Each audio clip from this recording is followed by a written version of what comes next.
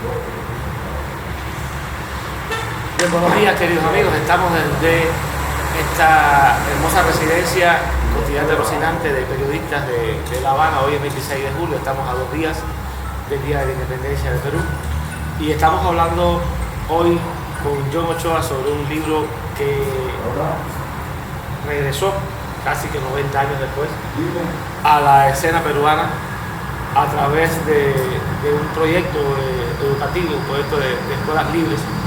Y es precisamente esta visión de César Vallejo de la Unión Soviética que él pudo apreciar en sus 3 viajes allá, estos acercamientos, estos apuntes de Vallejo, y que fueran publicados en España, fueran publicados también en el Perú, y que después, producto de esta labor de los decisores, desaparecieran del escenario de la comunicación y desaparecieran también de la obra propia de Vallejo para los que se dicen estudiosos de Vallejo. Entonces con John Ochoa estamos conversando. Yo quisiera que él nos acercara un poco a qué lo motivó a traer este libro a Cuba, qué lo motivó a republicar este libro en la serie de Sello de Clase, y cuáles han sido entonces las proyecciones que se tienen con el libro para el futuro. Bienvenido. Muchas gracias, Karel. En principio por esta oportunidad y la extraordinaria hospitalidad que he podido recibir contigo y con tus amigos que vamos haciendo aquí en nuestra visita a Cuba. Y esta visita que es postergada en nuestro imaginar y nuestro camino, y espero que gracias a la presencia de Vallejo mediante su memoria y su libro, creo que estamos haciendo posible materializar un sueño que teníamos desde hace mucho, a la isla de tantas historias como este 26 de julio. Para mí es muy emotivo hablar de Vallejo, justo hoy 26 de julio, en esta fecha importante que es el Día de la Rebeldía Nacional en Cuba.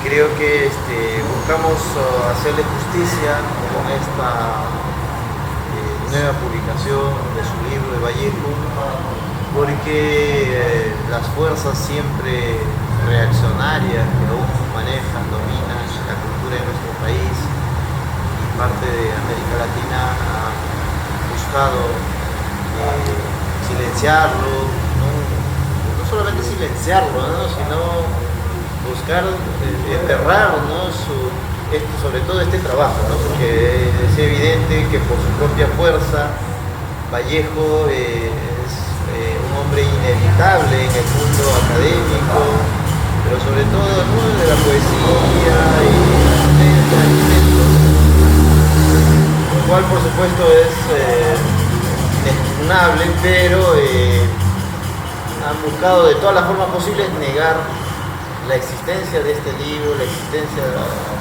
este extraordinario material, que yo lo encontré también de manera bastante casual, como te comentaba, y una vez encontrado en la biblioteca de la Universidad de Buenos Aires en Argentina, me sentí con una responsabilidad, sobre todo con su memoria, con lo que él trabajó, con lo que él soñó, con lo que él impulsó, deseó, y entonces una vez llevado a Perú, empecé a trabajar en la tarea de volver a difundir, Lo publicamos justo para lo que significó el centenario de la Revolución Bolchevique. Hicimos todos los esfuerzos posibles, fue complicado en principio porque como no teníamos los derechos a la edición, teníamos que hacer casi un juicio administrativo, porque ¿quién tenía los derechos del libro? Que cuando hay un autor que no tiene descendencia, como el caso de Vallejo, entonces los que asumen esa responsabilidad es el Ministerio de Cultura del país, de que es el autor en este caso. Y el Ministerio de Cultura de Perú no le interesaba que este libro saliera. Recién hace 2 años, producto de este impulso nuestro, empezaron a lanzar una convocatoria nacional e internacional de quienes tendrían, ¿no?, los originales de este texto para ellos adquirirlo, ¿no? Porque cuando yo voy a la Biblioteca Nacional, una vez enterado del libro, empiezo a buscarla, no la encontré ni en las bibliotecas especializadas, ¿no?, lamentablemente de la universidad, y entonces yo me empecé a interesar muchísimo y bueno, es el trabajo de casi 7, 8 años de... O sea que en San Marcos estaba este libro. Es lamentable decirlo. Pero la edición que hizo Mariátegui tampoco, o sea, la desaparecieron. La edición en sí la hace el maestro Valcárcel, Gustavo. La Mauta, para cuando se publica este texto ya había fallecido. Pero es la editorial que él fundó. Claro, entonces, ¿qué pasa, no? Yo me empiezo a interesar más cuando el maestro Winston Morrillo, que es valleciano, me presenta y me dice: wow, chico, ¿de dónde has sacado esto? Y tú no sabes, me dice, por culpa de este libro se cerraron 2 editoriales. No te puedo decir, tienes que investigarlo. Entonces, eso me generó más inquietud. Entonces yo empecé a buscar, a interesarme, pero lo más extraordinario de este libro está, podríamos decir, en lo que significó la materialización en sí del libro. Porque, bueno, lo que está en el libro está ahí, está, ¿no?, como una documentación de sus reflexiones, de lo que él vivenció, testimonió, lo que entrevistó, ¿no? Pero a veces uno tiene el libro y ya pues no lo lees y ya está, qué bacán, ¿no? Pero a veces uno no sabe lo que está detrás de lo que él pasó, ¿no? Entonces sucedió con él. Sí, cómo logró materializar y de repente lo que he encontrado incluso es que 10%, ¿no? Pero esos 10% realmente son muy profundos. Por ejemplo, por el tiempo no voy a poder explayarme, me gustaría por supuesto hacer una exposición un poco más amplia, pero entre algunas cosas, por ejemplo, ¿no?, él está en Europa, está en Francia, y para sus condiciones de escritor, especialmente de poeta, sus ingresos son tan limitados, tan restringidos, tan exiguos, y no tiene pues el suficiente presupuesto como para poder ir a la Unión Soviética y hacer este esfuerzo. Entonces, es más, muchos amigos de él, como Javier Abril y entre otros, le apoyaban económicamente para la subsistencia. Entonces, es más,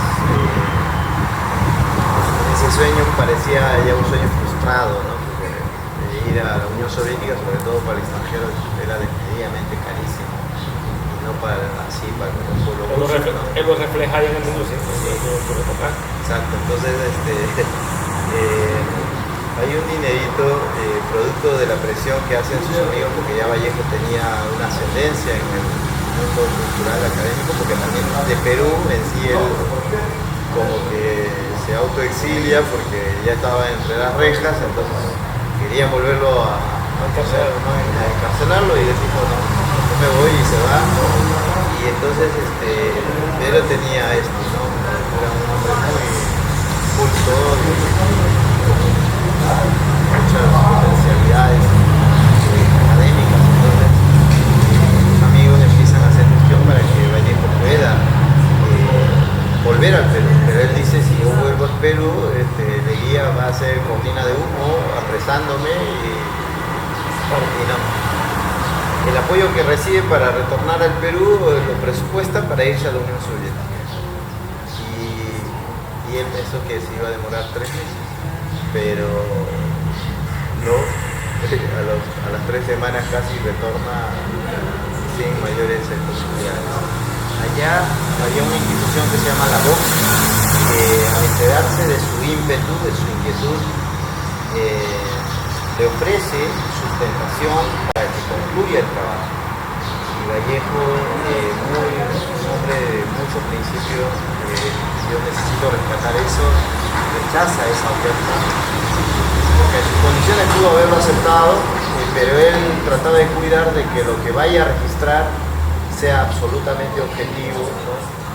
Y imparcial, ¿no? Porque él sentía que si aceptaba ese apoyo podría significar una suerte de sesgo en el trabajo que él quería lograr.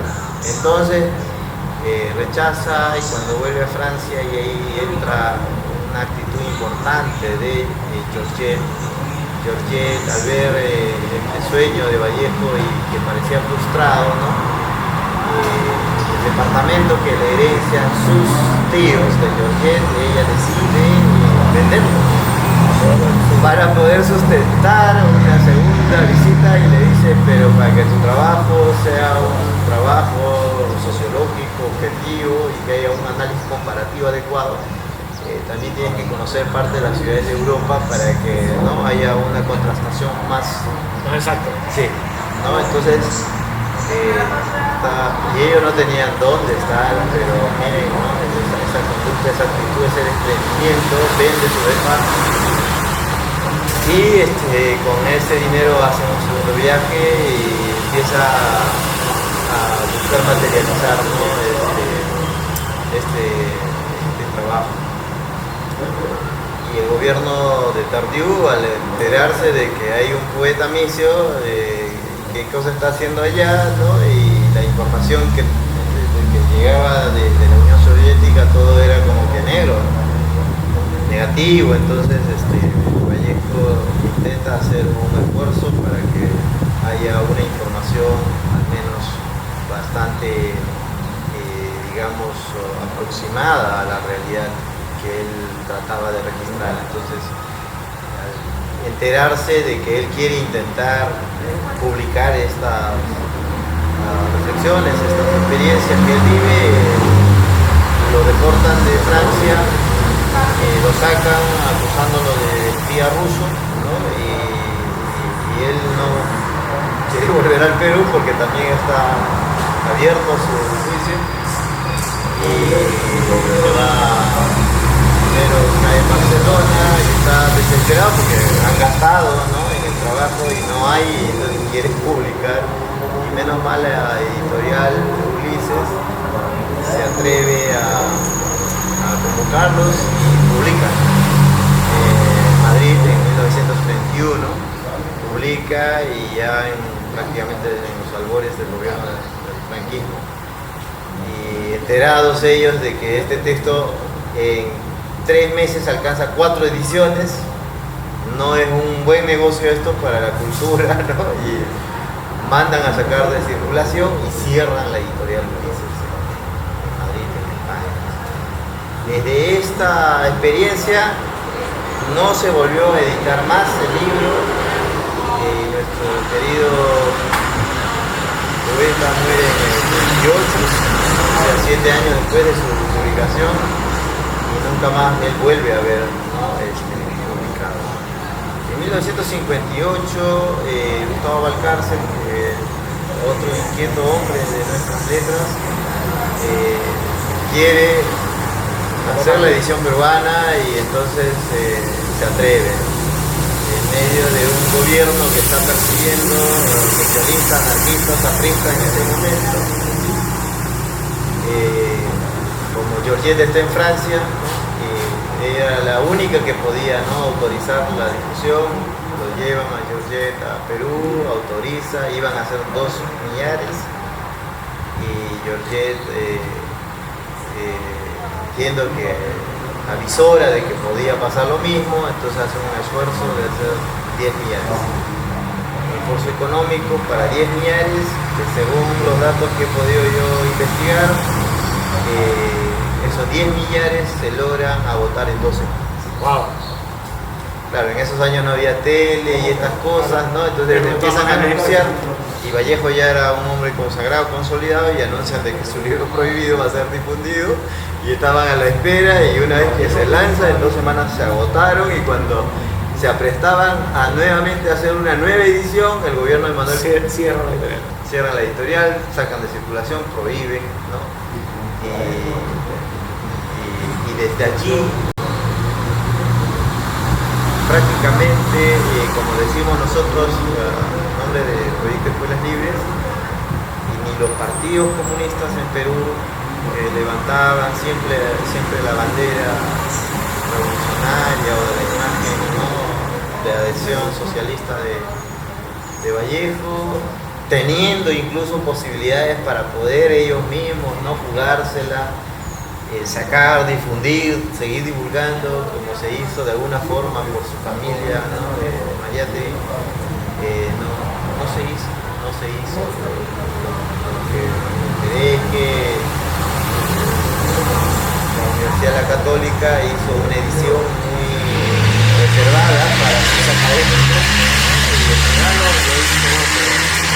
y no era la intención de Vallejo, lo dice clarísimo, ¿no? Su intención era de llegar a las más amplias masas, de vulgarizar el tema de la Unión Soviética, pero sobre todo pienso de dejar una suerte de registro histórico de una de las experiencias más extraordinarias que la humanidad estaba construyendo en ese sueño noble de querer siempre tener sociedades más justas para la humanidad. Y eso me parece que es algo que no debemos cejar en nuestra conducta, en nuestras miradas, en nuestras proyecciones, de dejarlos, de obviarlos, ¿no?, o de postergarlos o renunciar a ellos, ¿no? Pienso de que precisamente por una de las razones de por qué yo me sentí un compromiso irrenunciable a poder sacar esto y empezar a difundir, al punto de que cuando yo empiezo a terminar de organizar el libro, empiezo a tocar las editoriales en Perú, y esto es la última parte, y empiezan a decir, pero que usted no sabe que por culpa de este libro se cerraron las editoriales. Amigo, yo no quiero jugármelas, está bien, es Vallejo y todo lo demás, pero no, tráeme, no sé, Heraldo Negro o Trilce, cualquier otro. Pero... Estamos hablando, para que seamos otra vez, vamos a remontar de Reflexiones al pie del tren, un libro publicado por primera vez en 1931 en Madrid, y que 90 años después en Perú vuelve a publicarse, después de también una aventura de publicación bastante abundante, que es curioso que 10.000 ejemplares agotados en pocas semanas desaparecieron. También, o sea, ¿qué sucedió en las bibliotecas personales y familiares? Bueno, que esos libros no trascendieron. Lo que pasa es que después de estos años empieza los procesos de construcción del país cada vez más fuertes, y entre los libros que estaban, si este estaba prohibida, ¿no?, si este estaba así, los 7 ensayos de Mariátegui igual, entonces toda la década de los 70, 80, todos estos libros han sido totalmente perseguidos, quemados, y entonces prácticamente no había forma. Entonces nosotros que venimos de las nuevas generaciones, poder conseguirlos, encontrarlos, era un milagro, o en todo caso podías encontrarlo no pasándote clandestinamente, porque no había forma, no había modo, ¿no? Entonces yo recuerdo que algunos de estos libros abuelos míos se enterraron, ¿no?, en algunos lugares buscando preservar, pero cuando yo, por ejemplo, entiendo, pero el lugar donde después debe estar, que esto que el otro, fuimos y digo, mira, pues tantos años después voy a abrir, y empezamos a abrir, y todos los libros estaban totalmente podridos, ojeados, maltratados. Entonces, y muchos otros políticos fueron exiliados o cancelados, y muchas de esas obras también a veces ya vendidos o desaparecieron. Yo, a ver, para cerrar esta entrevista, que vamos a continuar este proceso de promoción del libro en Cuba, se va a hacer en otros espacios, pero para Horizontes de Nuestra América, en estos 20 minutos a media hora que tenemos siempre hacemos como una pincelada, como un esbozo. ¿Qué ha pasado ahora en esta nueva edición el objetivo tuyo es trabajar también con las escuelas libres, con los estudiantes, con los más jóvenes. ¿Qué ha sucedido con esta edición? Ya vimos que previamente te aconsejaban no publicarlo, pero lo publicaste, o sea, tosudamente lo publicaste y en Perú. ¿Qué ha pasado con el libro internamente? Mire, si bien es cierto, generó una suerte de entre conmoción, incertidumbre, sorpresas, ¿no? Y negativas. Yo y parte de mi familia comprometida con estas tareas, con estas causas, decidimos armar nuestra propia editorial allá para poder atrevernos a decir vamos a publicar libros por ellos. Ah, qué bien. Bienvenido entonces a los que hacemos cosas por el día también. Entonces, lo que decidimos soñar. Decidimos hacer la editorial Librélula y publicamos. ¿Y cómo ha estado la aceptación con el público? ¿Ha habido...? Mire, el público, si bien es cierto, no son tiempos en el que las redes y estas cosas, ¿no? La tele y todo lo demás ya no permite de repente, ¿no? Una divulgación como en estas décadas donde la gente consumía mucho más material en físico. Sin embargo, tratándose de un texto de esta naturaleza y tratándose de un hombre como Vallejo, siempre, ¿no? En el público hay mucha predisposición, sobre todo en el público estudiantil, académico, ¿no? Esto lo puedo yo testificar, que he caminado a nivel nacional en mi país, institutos, universidades, colegios, ¿no? Cuando cuento todo esto, por supuesto genera mucha aceptación, mucha atención desde la juventud, y cuando digo, bueno, estamos ofreciendo en términos que pueden no acceder, cuánto quisieran llevarse, ¿no? Entonces hay mucha aceptación. Sin embargo, las esferas que controlan de alguna forma, ¿no? la política y la cultura en el país siempre es restrictivo, ¿no? Porque las universidades, por ejemplo, para poder hacerlos en un auditorio,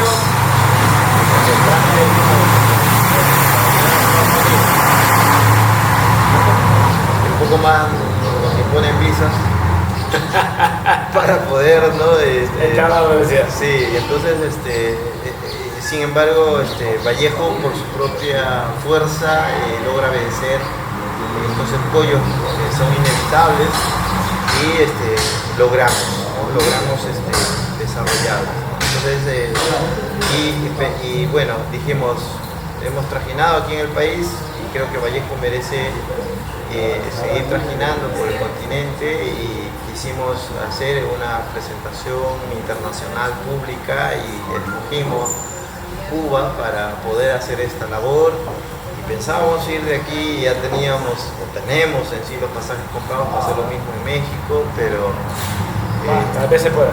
Las restricciones que nos han puesto a los peruanos, ¿no? En términos de visa y estas cosas nos están restringiendo poder salir de aquí de la isla hacia México. Ojalá se pueda y podamos cumplir con la memoria de Vallejo, ¿no? Como nos estamos tratando de hacerlo aquí en Guadalajara. Yo creo que se han hecho cosas más difíciles para vender también. Yo creo que México va a terminar cediendo a la gente que quiere venir. Y te agradezco, John. Decía que es una provocación, vamos a tener momentos un poco más abundantes, vamos a firmarlo completo igual también para ponerlo también en los otros perfiles de Horizontes de Nuestra América y de Cabina 11 en cadena local, pero desde acá con el sonido ambiente, el 26 de julio en La Habana, en esta sede de los periodistas, estamos haciendo una provocación, este libro periodístico de crónicas, de ensayos, de estudio social que hizo César Vallejo en la década del 20 y los dos primeros años del 30, llega a La Habana por la vía de Perú, y nos está motivando entonces a que también se conozcan otros espacios. Los invitamos a que lo busquen, los invitamos a que se llenen y a que se pregunten, ¿no? Y el universo Vallejo que no solo se limita a los cuentos, que no solo se limita a la novela y por supuesto a la poesía. Ese universo sociológico que es y que ha provocado un gran cisma cultural en el siglo pasado y en este siglo, y que es necesario para cambiar muchas cosas, está presente en Reflexiones al Pie del Kremlin, así que los invitamos, le agradecemos a ellos para que hagan una buena lectura de este material. Karel también no quería dejar pasar por alto, yo quiero obsequiarte este ejemplar de uno de los libros más prohibidos y quemados de Mariani. en la historia peruana. Qué bueno, lo tiene ensayo. Sí, wow. Para llegar aquí hemos traído y casi nos detienen también. Andamos traficando ideas, evidentemente. Entonces quiero obsequiarte estos 7 ensayos de nuestra Mauta en señal de cariño, de gratitud, de consideraciones.